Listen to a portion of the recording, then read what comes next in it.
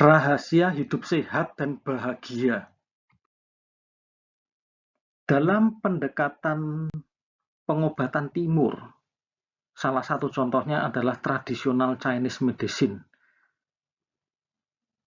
Bicara tentang sehat dan bahagia ini sangat terkait, karena pendekatan timur itu melihat dua hal ini sangat berkaitan satu sama lain. Kesehatan seseorang itu dipengaruhi oleh yang namanya qi atau life force, sering diterjemahkan sebagai energi atau energi kekuatan hidup.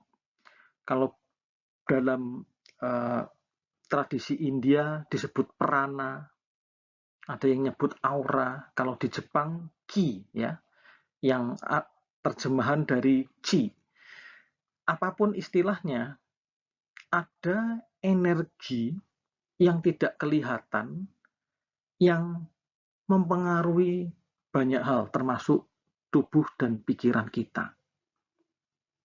Jadi diceritakan ketika keadaan seimbang, qi ini akan mengalir bebas melalui jalur tertentu dalam tubuh kita yang disebut meridian. Bapak Ibu bisa melihat contoh di gambar ini, ada tubuh, kemudian ada jalur, ya, garis-garis itu jalur meridian. Intinya adalah dalam kondisi seimbang, energi ini akan bersirkulasi, ya. Tubuh ini memiliki sistem dengan cara kerjanya sendiri akan menyeimbangkan kondisi kesehatan dan pikiran.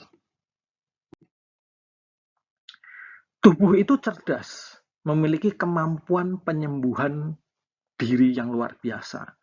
Jadi tubuh ini sudah punya sistem, sudah punya mekanisme yang berjalan secara otomatis. Sebuah ilustrasi, misalkan air kolam, ya. Biasanya kalau kolam, misalkan piara ikan koi, ya, ikan koinya banyak, ikan koi mungkin berkembang biak, hidup selalu dalam habitat yang tepat, ya. Air kolam itu kalau diperhatikan ada hal positif, ada yang negatif, ada yang bersih, ada yang kotor. Karena ikan koi itu kalau kotorannya itu juga di kolam yang sama, gitu. Artinya selalu ada negativitas-negativitas. Tetapi selama ada filter atau sistem filternya berjalan atau berfungsi dengan baik, air kolam itu tetap relatif baik, relatif sehat, relatif bermanfaat dan memberikan kehidupan, dan buktinya ikan koinya bisa hidup. Ya. Sama halnya dengan diri kita. Ya. Energi negatif di lingkungan kita, pola makan kita, pikiran kita itu kan juga memberikan vibrasi positif dan negatif. Tapi selama kita memiliki seperti sistem filter di kolam itu, ya, punya mekanisme sistem yang berfungsi dengan baik, maka otomatis positif dan negatif ini akan balance dengan sendirinya. Kita tetap sehat dan bahagia. Kondisi emosi kita baik, kondisi kesehatan kita juga baik. Filosofi pengobatan semacam ini sangat penting. Ya. Jadi intinya tubuh itu memberikan keseimbangannya sendiri. Ibarat kalau waktu kita masih kecil, ya, mungkin TK, SD barangkali juga masih sering main papan jungkat-jungkit, ya kan? Dengan teman kita, ada satu sisi temannya di atas, temannya turun di bawah, kita yang gantian ke atas, silih berganti, ya. Itu mencari titik seimbang, ya. Ada gerakan energi positif negatif dari kutub yang satu dan kutub yang lain akan menyeimbangkan dengan mekanisme dan caranya sendiri. Menariknya, dalam pendekatan timur itu, kita akan semakin menyadari bahwa rasa sakit itu bukanlah rasa sakit sebagaimana yang kita kenal pada umumnya. Ya, rasa sakit itu adalah proses tubuh dalam menyeimbangkan dirinya. Ini adalah bagian dari mekanisme penyembuhan. Ya. Contoh yang gampang. Kalau tubuh kita demam ya, meriang. Kenapa kok meriang? Justru kalau tubuh meriang itu artinya tubuh ini punya antibodi yang sedang melawan ya zat-zat atau entitas asing yang dianggap mengancam seperti virus. Kan sedang melawan ya, sedang menjaga daya tahan tubuh kan seperti itu. Itu mekanisme penyembuhan. Jadi intinya tubuh itu cerdas dan tubuh itu mampu menyeimbangkan dirinya sendiri. Selama kita jaga sistem tubuh kita, keseimbangan itu akan terjadi secara otomatis. Kita lihat lebih dalam ya. Dalam pengobatan tradisional Cina itu ada istilah yang namanya keseimbangan 5 elemen. Elemen ini bisa diwakili dalam organ tubuh kita. Ya. Elemen itu unsur ya. Ada api, tanah, logam, air, kayu. Saya tidak akan cerita karakteristik setiap elemen lebih detail. Elemen ini mewakili organ tubuh kita. Ada liver, jantung, pankreas, termasuk limpa ya, paru-paru, ginjal. Ini 5 organ utama. Ini harus berfungsi. Selama 5 organ utama ini berfungsi, ya tubuh kita sehat. Ya. Kalau ada satu saja yang tidak berfungsi atau fungsinya tidak maksimal, nah itu mulai mekanisme seperti kolam itu tadi ya, sistem filteringnya agak bermasalah itu. Ya, sehingga otomatis kolam itu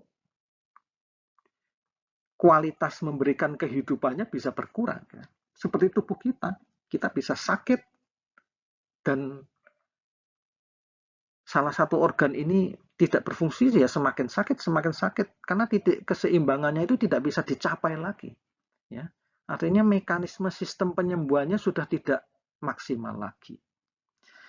Yang menarik di sini, kalau sistem tubuh berjalan dengan baik, kita nggak cuma kondisi sehat, tetapi secara pikiran, secara mental, itu juga akan lebih berkualitas dan lebih baik. Ada 7 emosi yang mempengaruhi organ tubuh. Ya. Apa 7 itu? Ada marah. Ya. Emosi marah itu mempengaruhi jantung dan lever.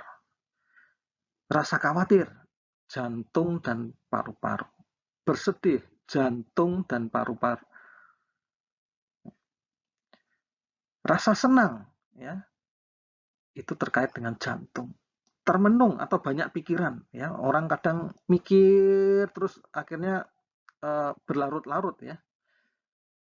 Itu juga mempengaruhi jantung dan limpa.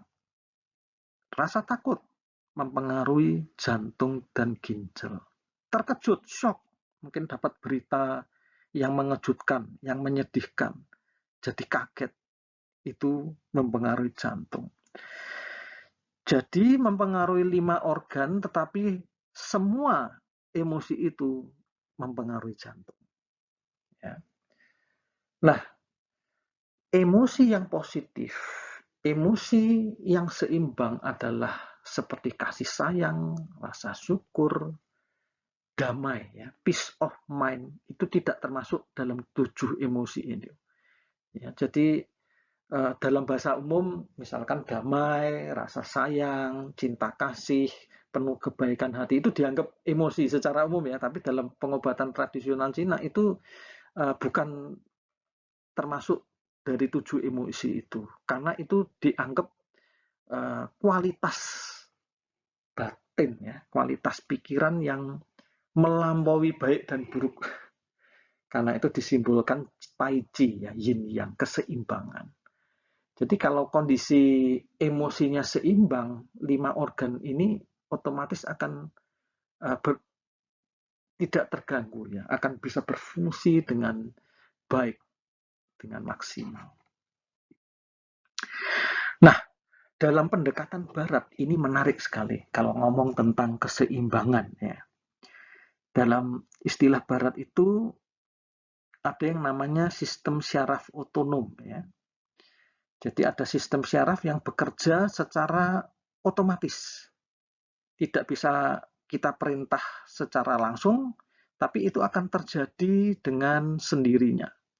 Ya, contohnya denyut jantung. Kita tidak bisa merintah, jantung kamu berhenti berdenyut. Denyutnya pelan-pelan, tidak bisa. Jantung akan terus ya bekerja memompa darah. Kemudian contoh yang lain adalah mekanisme pencernaan kita. Ya, kita makan sesuatu, kita telan ya, masuk kerongkongan, lalu ke lambung, ada proses pencernaan, lalu ke usus, akhirnya menjadi kotoran atau feses. Itu tidak kita perintah, secara otomatis ya, itu akan terjadi. Nah, itulah sistem syaraf otonom. Sistem syaraf otonom itu ada dua macam ya, sistem syaraf parasimpatik dan simpatik. Saya akan jelaskan dengan bahasa yang sederhana. Intinya ada dua, parasimpatik dan simpatik. Gitu ya. Yang simpatik itu maksudnya apa? Simpatik ini adalah fungsi yang mengatasi kondisi ancaman atau mempertahankan diri. Jadi tiap orang pasti punya mekanisme mempertahankan diri. Kalau ada sesuatu yang mengancam, ya dilawan atau lari, gitu kan? Ya, jadi sistem syaraf yang simpatik ini sering disebut mode lawan atau lari. Dan itu terjadi secara refleks karena otonom itu tadi ya. Sedangkan parasimpatik ini fungsinya penyembuhan, istirahat dan cerna. Jadi lebih ke self healing ya. Jadi yang satu aktif lawan atau lari ya. Kalau kita dipukul orang mungkin ya kalau istilah umum mungkin senggol bacok gitu ya, ngelawan. Hanya mempertahankan diri, mekanisme itu memang sudah terprogram dalam pikiran bawah sadar kita ya. Secara alami akan terjadi. Nah, kalau parasimpatik itu penyembuhan. Yang satu aktif melakukan sesuatu, melawan atau lari. Yang satu adalah tenang, relax. Ya, mengalami fase penyembuhan, self healing. Nah, dua ini pasti ada dan berfungsi. Ya, seperti papan jungkat-jungkit itu harus seimbang. Ya, dalam filosofi timur tadi yin dan yang harus seimbang. Kalau orang simpatik terus, ya ngajak berantem, aktif, bekerja keras, full konsentrasi, meraih impian, do the best, dia aktif, produktivitas tinggi. Tapi itu ada batasnya. Kita tidak bisa selamanya forsir semacam itu. Ada satu fase kita harus istirahat. Kita harus penyembuhan. Kita harus menenangkan diri. Kita harus bersyukur. Kita harus ya lebih hal-hal yang sifatnya membangun dari dalam, begitu. Ya, lebih refleksif, lebih mawas diri, lebih melihat ke dalam. Jadi dua hal ini harus seimbang, ya antara aktif, antara yang dan yin. Dan ini silih berganti, ya. Bukan yang satu baik, yang satu jelek, bukan, dua-duanya seperti papan jungkat-jungkit. Ada ritmenya, selalu berpasangan. Kalau tidak balance, ya berarti Anda akan terjadi gangguan ya. Stres, depresi, lalu kesehatannya nggak baik, mulai ada pola hidup yang jelek ya, penyakit degeneratif macam-macam semacam itu. Nah, titik seimbang ini harus dijaga. Jadi antara pendekatan barat dan timur sinkron ya, memiliki pemahaman bahwa mekanisme penyembuhan, ya, mekanisme tubuh sehat itu harus menjaga sistem keseimbangannya. Nah, keseimbangan dalam hal apa? Kita lihat lebih dalam. Setidaknya ada 4 hal, ya Bapak Ibu, 4 hal yang harus dijaga. 4 hal aspek ini terkait dengan kualitas hidup kita. Ya, 4 hal ini tidak bisa ditawar lagi. Kalau ada satu aja yang diabaikan, bisa bermasalah. Ya. Yang pertama adalah nutrisi makanan. Ya. Kita harus membiasakan nutrisi yang baik dan menyehatkan. Saya tidak akan cerita detail ya tentang nutrisi, mungkin di video selanjutnya. Intinya kita butuh sumber daya, yaitu lewat makanan. Kalau makanannya berkualitas, ya bahan bakarnya berarti bagus ini ya, akan berfungsi untuk tubuh kita dengan kualitas yang baik juga. Yang kedua adalah pikiran atau emosi ya. Ini arahnya adalah bagaimana kita mengelola emosi dengan baik dan memiliki the power of will ya, kekuatan pikiran, kehendak bebas yang diatur dengan baik. Ya. Kehendak bebas bukan ingin ini, ingin itu, ya, tapi harus diiringi dengan kualitas emosi yang baik. Ya. Emosi bisa positif, negatif itu wajar. Ya. Seperti air kolam itu tadi. Ya. Ada kotoran, ada makanan, ada macam-macam gitu ya. Tapi selama ada proses filtering, ya, positif negatif itu akan balance kok dengan sendirinya. Ketika balance, ya itu terjadi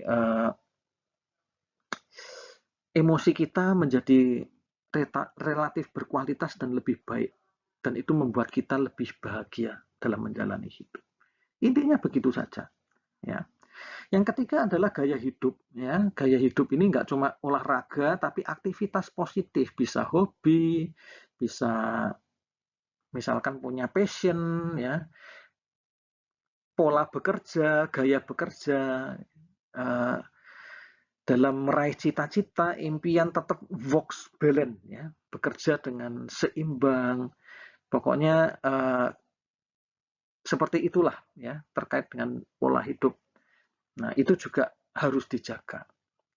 Yang keempat, nah ini orang juga sering lupa, dipikir cuma nutrisi, pikiran, gaya hidup cukup. Ada faktor lagi yang penting ya, detoksifikasi, yaitu membuang racun tubuh kita. Ini maintenance tubuh kita. Jadi kalau kita merawat atau maintain tubuh itu nggak cuma olahraga, ya karena kita nggak tahu keseharian kita, positif negatif lingkungan, apalagi makanan gitu ya. Kalau nggak dijaga pasti ada limbahnya, ada toksik atau racun yang numpuk dan itu harus dibuang. Ya seperti sistem filter. Namanya filter itu kan kotoran-kotoran kan difilter ya, toksik ya. Lama-lama toksiknya bisa banyak sekali. Kalau toksiknya banyak, kemampuan alat memfilter itu juga menjadi tidak maksimal. Bahkan alat itu bisa tidak berfungsi loh, karena kotorannya atau toksiknya terlalu banyak. Jadi 4 hal ini harus diperhatikan semuanya. Nah, Bapak Ibu, yang paling menarik di sini pendekatan saya dalam memberikan pelatihan ya, dan bisa dinikmati dari video-video yang akan saya buat terus ya. Intinya adalah tentang 4 hal ini ya. Jadi nanti akan dijelaskan atau mengajak Bapak Ibu memahami tentang hipnoterapi, teknik bernapas atau breathing ya. Kalau dalam yoga namanya pranayama, ada banyak teknik. Ya. Kemudian ada metode detoksifikasi, salah satunya enema kopi. Yang semuanya itu, ya, teknik-teknik ini nggak cuma teori, motivasi, gaya hidup, pengetahuan, nggak, tapi ada teknik terapi, artinya ada metode. Ya. Itu tujuannya satu, memaksimalkan potensi diri agar hidup sehat, bahagia, dan berkelimpahan. Jadi ketika tubuh sehat, emosinya stabil, seimbang, hidup bahagia, sebetulnya kita bisa juga sehat bahagia itu diarahkan untuk produktivitas dalam bekerja, meraih cita-cita, sukses dalam bisnis, sukses dalam pekerjaan apapun, akhirnya hidup dalam berkelimpahan. Ya. Nah, hidup sehat, bahagia, berkelimpahan atau kaya raya itu tidak terpisah. Ya, ini bukan suatu tempat yang acak ya, istilahnya Kalau mau sehat jalannya ke utara, kalau mau bahagia jalannya ke selatan. Wah, sebaliknya malah. Nanti yang kaya raya ke timur. Wah, semakin rumit ya rutenya, arahnya saling berlawanan. Bukan seperti itu ya. Hidup sehat, bahagia, kaya raya. Sukses bisnis, sukses berkarir, sukses dalam pekerjaan apapun, sehat, bahagia, berkelimpahan. Itu ibarat jalan, semuanya bisa dicapai sekaligus karena berada pada satu jalan yang searah. Tinggal kita belajar, kita membuka diri untuk memahami tiap pos-pos perjalanan itu seperti apa. Saya Coach Victor, simak terus video-video saya karena akan membantu Anda semua untuk hidup sehat, bahagia, kaya raya. Salam berkelimpahan.